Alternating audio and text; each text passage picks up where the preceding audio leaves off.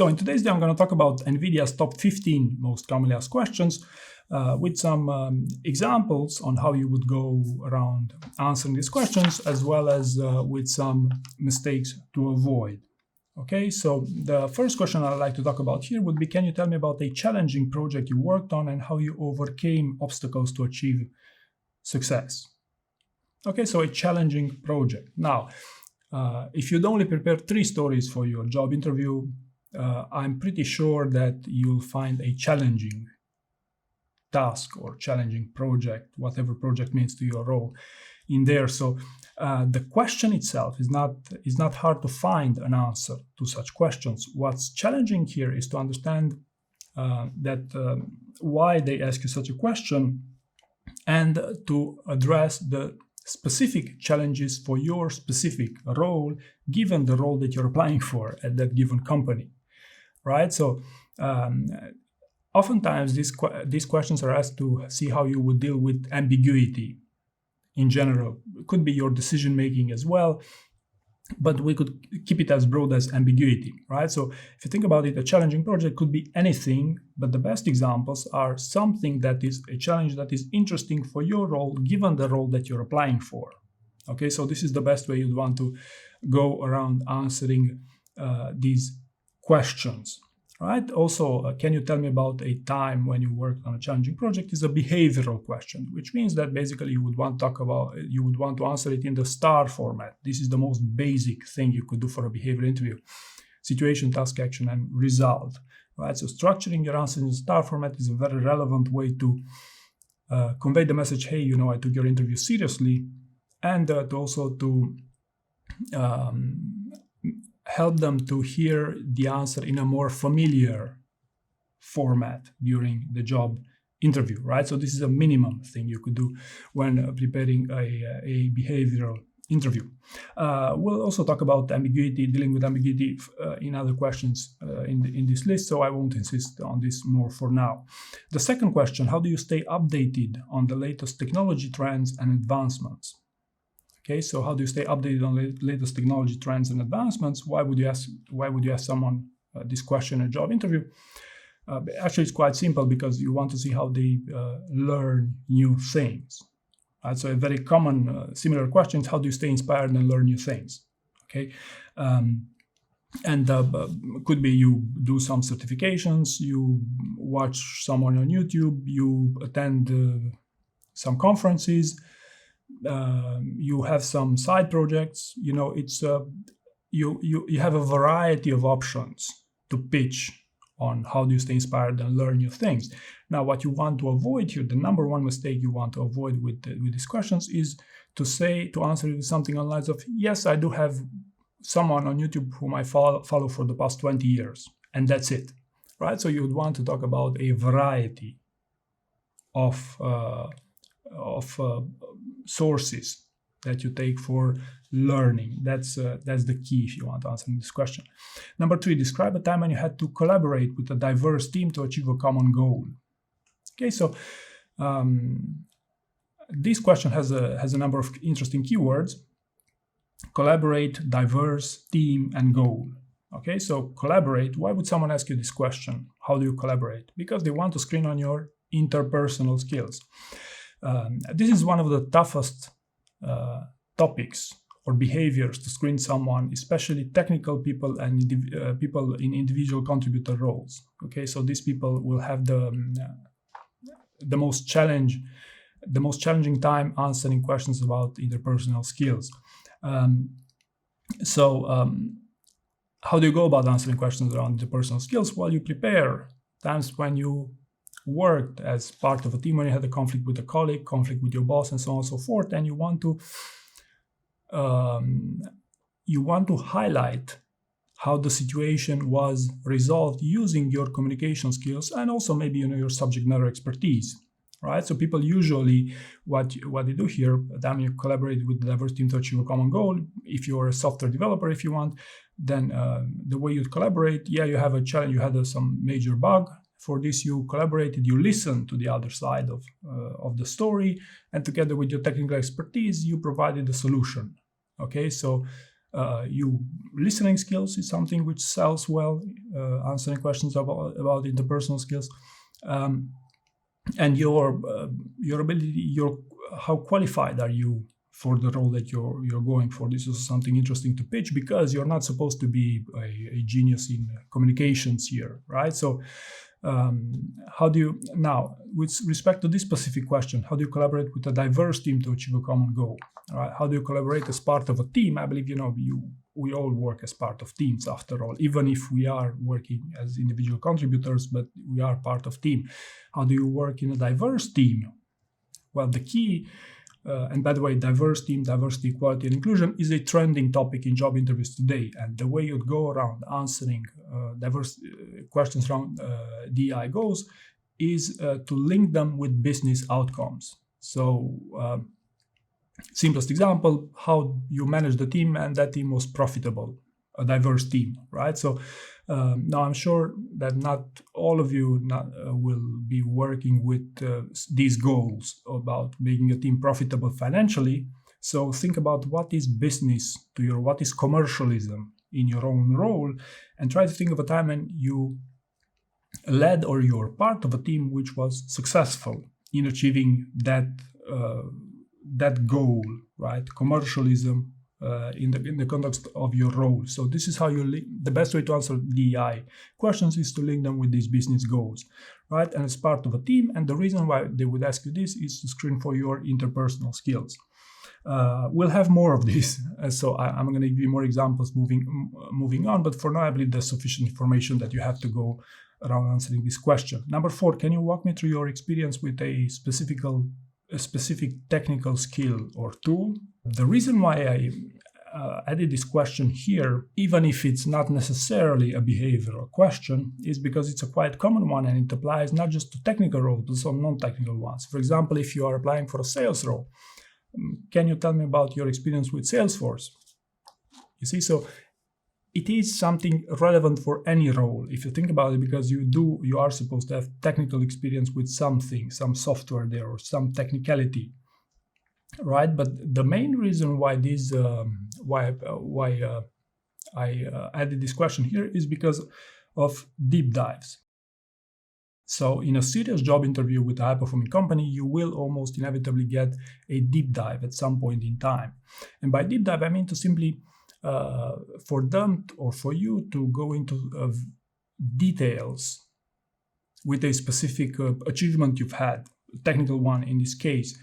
And what happens here is that most candidates fail to remember key details of that deep dive, right? So in my experience with coaching people, around 80% of you actually fail to remember key details of an important achievement you've had maybe a number of years ago. But the more I dive deep into that experience with follow-up questions and so forth, the more likely you will be that you will fail to remember these key details. And what happens if you don't remember these key details during a job interview? It won't be perceived as such a strong answer, right? Or if you cannot remember some basic details, then that would raise some serious suspicions on whether you own that project in the first place.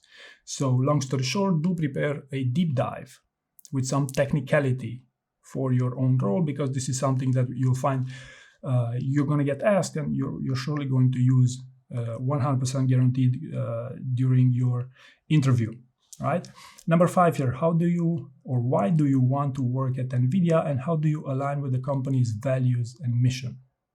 Now, why would you want to work at Nvidia? I believe that's quite straightforward and easy to answer, especially if this company is one of the most successful today.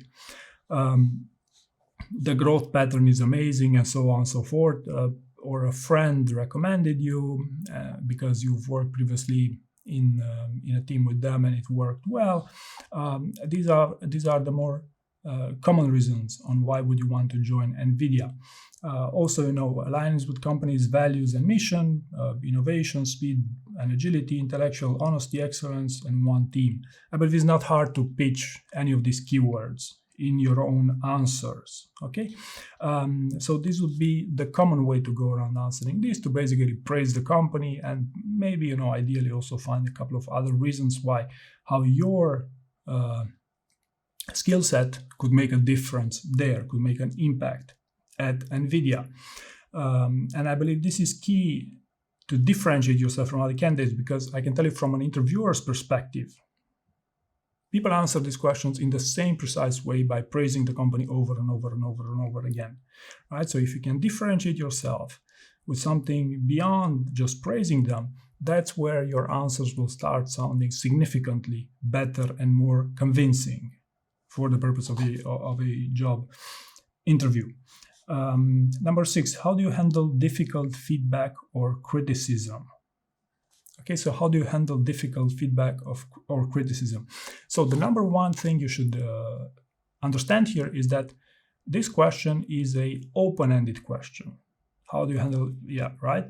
So a mistake to avoid here is if they ask you an open-ended question to have an open-ended answer. So for instance, if you would say something on the lines, I always handle difficult feedback or criticism by taking a step back to reflect and eventually come up with a solution for this. And this has proved to be a very successful approach in my career. Okay, so in this type of answer, an open-ended, ambiguous, vague type of answer will not do well with the professional interviewer, because the way you should read this question, how do you handle difficult feedback or criticism, would be, tell me about the time, or even 3 times, when you had difficult conversations, when you had to handle difficult feedback or criticism. And if you understand that your answer should be specific, then you would also want to think about why they ask you such questions. Well, they ask you such questions because they want to screen on your interpersonal skills, right? So we had this, and we'll have more again on this topic. Number 7, can you provide an example of a time when you had to think creatively to solve a problem? A similar question which comes to mind would be a time when you came up with a simple solution to a complex problem, right? It would be on the same category. So a time when you had to think creatively to solve a problem. Well, I can tell you, give an example right now. Sales are slow, so I had to I use YouTube as a sales funnel. So basically, YouTube being a sales as a learning experience, also working as a sales funnel, right? So sales through education. This could be the simplest possible example. Of course, you would want to put it in a star format with some metrics and so on and so forth. But the moment you understand the question and you spend a little bit of time to brainstorm what's the best example in your own role, I believe that's the best combination. Number 8, how do you prioritize tasks and manage your time effectively in a fast-paced environment? So the key to answer this question, of course, is to understand the context of fast-paced environment, your bias for action, if you want. How do you prioritize tasks? That it's the quality of the prioritization technique varies a lot by the type of role you're applying for here. So, for example, a PM role prioritization is actually key with this thing. So you'd want to go on with fancier prioritization techniques. You could go with frameworks, prioritization frameworks, which exist in project or product management to pitch your ability to prioritize these things. This would be the top-notch thing. When you find a prioritization framework, and you would use that successfully, right? Or for an executive role, you would want to consider type 1 and type 2 decisions from Jeff Bezos. Type 1 being the reversible ones because they're not dangerous. Okay, so for example, if you receive some ambiguous request and you're asked to provide a delivery timeline on something ambiguous, then you would go with the fast approximation there, because maybe it's not the main thing for that specific process. Or type 2 decisions, which require a lot of analysis and time because they're not reversible. So for example, a wisdom tooth extraction, either you do or you don't, but if you do it, then you won't get it back anytime soon. So prioritization techniques varies wildly by role, but ideally for roles for which prioritization is key, then you would want to link them with the prioritization framework, so your answers are more credible. Okay, next one. Number 9, describe a situation where you had to make a tough decision with limited information. Okay, so a tough decision with limited information. Which behavior do you think is key to this question? A time I had to deal with ambiguity. Time I had to deal with an ambiguous situation, such as when you did not have enough data to decide on the right thing. Okay, so how would you go around answering these questions around ambiguity? If you remember, the first question was also on ambiguity as well, a challenging project. You worked on how you overcome obstacles to achieve success. So that's also a challenge, is some sort of ambiguity going on there. But with respect to make a tough decision with limited information, that information could mean different things to different roles. Could mean data for a data-driven role, could mean information, other types of intelligence, if you want, for an executive roles. Now, how do you go about finding that information? For an executive roles, it should contain some gut feeling. I would definitely encourage you to do this.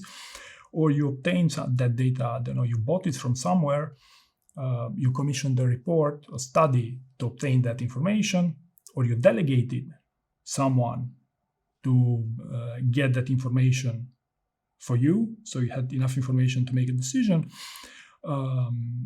or you called upon a meeting, which you made it a team decision to see, but that's basically when you delegate as well some part of that decision. But this will be the main avenues you'd want to go around ensuring that you have enough information so the decision is ideally obvious to make, right? So the best examples, when you collected all this information from all these sources, so the decision became obvious, right? Also, an interesting aspect you'd want to keep in mind, describe a situation where you had to make a tough decision with limited information, because they also want to see how your decision-making process in ambiguous situations, and it's there is this expression that great leaders are right a lot. Okay, so keep this in mind. It's literally like this. So if you convince them they take the right decisions always, then that's the best combination. Do well in these types of questions and in the job interview in general. What is your approach to continuous learning and professional development? Okay, so it doesn't ask you about a time when you had to learn something or you had to develop your career, but it's a more open-ended type of question, but it's the same thing. Learning and invention, as a second question, how do you stay updated on the latest technology trends and advancements? Okay, so what is your approach to continuous learning and professional? Multiple sources, right? YouTube certifications, you attended some trade shows or conferences, but these types of things, multiple sources, okay? 11, how do you handle conflicts or disagreements with colleagues? Right, so if you remember, I told you that there will be one key behavior that I'm going to touch upon multiple times here, and that will be interpersonal skills, interpersonal relationships. You will inevitably get screened on this one in job interviews, high-performing companies, and conflicts or disagreements with colleagues. So what a super common mistake is to put the blame on someone with this thing. So it's quite easy if you don't practice, if you don't build your examples and remember all the key details, and especially the resolution. Or another not very common but deadly mistake in answering these questions is when you basically had a conflict with someone from another team, and how you solved it was to call upon a meeting with everyone else and publicly blaming them, putting the blame on them to ensure that you understand that me and my friends will convince you on with these things. So disagreements, are never pretty, are never ideal, especially when technical people are involved. So it's no problem if you talk about a serious conflict, so long you don't put the blame on anyone else, you focus on yourself, right? And if you remember, I said that the best disagreements are resolved both with listening skills and with your ability, your subject matter expertise with these things. So these are the two avenues to consider. Another mistake that I observe people make, simply because these questions are quite challenging to answer, is that you use someone else's examples. And the problem with this is they will never sound genuine. It'll sound at best so-so.